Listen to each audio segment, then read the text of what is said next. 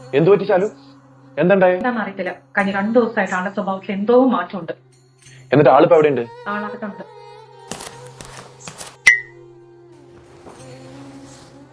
ജീവിതം വെറും ബ്രഹ്മമാണ്. ആത്മാവ് പരമസത്യം തേടി യാത്ര പോകുന്ന ഒരു നിമിഷമാണ് യഥാർത്ഥത്തിൽ ജീവിതം തുടങ്ങുന്നത്. മനസ്സിനെ ഏകാഗ്രമാക്കിക്കൊണ്ടുള്ള ഒരു യാത്ര. സ്വച്ഛതയും ആത്മീയതയും കിട്ടുന്ന എവിടെയെങ്കിലും പോയി കുറച്ചുനാൾ എനിക്ക് ധ്യാനിക്കണം.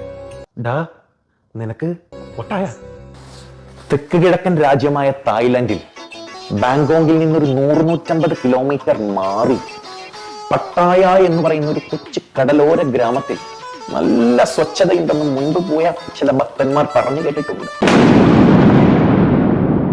പട്ടായ പോവാനോ? നീ ഇത്ര വൃത്തികെട്ടവനും വീട്ടിൽ കേട്ടാൻ കൊള്ളാത്തവനുമാണ് ഞാൻ അറിഞ്ഞില്ല എന്ന് പറയും എന്നോട് ശാലു. അതിന് നമ്മൾ പട്ടായയിൽ അർമാദിക്കാൻ പോവാണെന്നും പറഞ്ഞാണോ പോകുന്നത്? പിന്നെ അതിന് നമ്മൾ എന്തെങ്കിലും ഒരു കഥയുണ്ടാക്കും. കഥയുണ്ടാക്കാന്ന് വെച്ചാ നമുക്ക് പട്ടായയിലെ സെന്റ് മേരീസ് പള്ളിയിൽ ധ്യാനത്തിൽ പോകുന്നു പറഞ്ഞാലോ?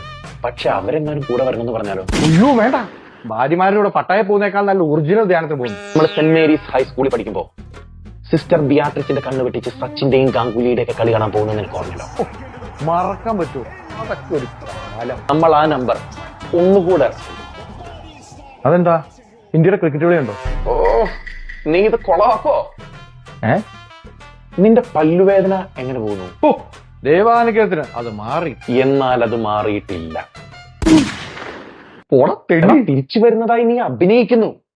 ഏ ഒരു പല്ലിന് പകരം 4-5 പല്ലിന് അതികഠിനവും ഭീകരവുമായ വേദന തിരിച്ചു വരും. ഇവിടെ ഒരു 4-5 പല്ലിന് റൂട്ട് കനാൽ ചെയ്യേണ്ടി വരുമെങ്കിൽ വീട് വിൽക്കേണ്ടി വരുമെന്ന് എല്ലാവർക്കും അറിയാം.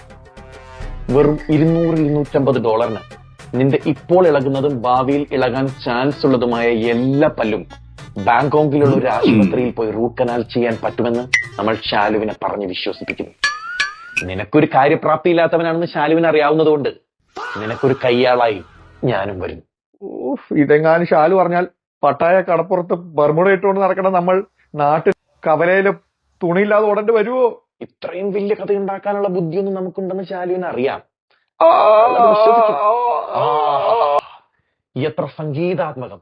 ഈ വൃത്തികെട്ട ശബ്ദം കേട്ട മിക്കവാറും ഇന്ന് തന്നെ നമ്മളെ തായ്ലൻഡിലേക്ക് താക്കി.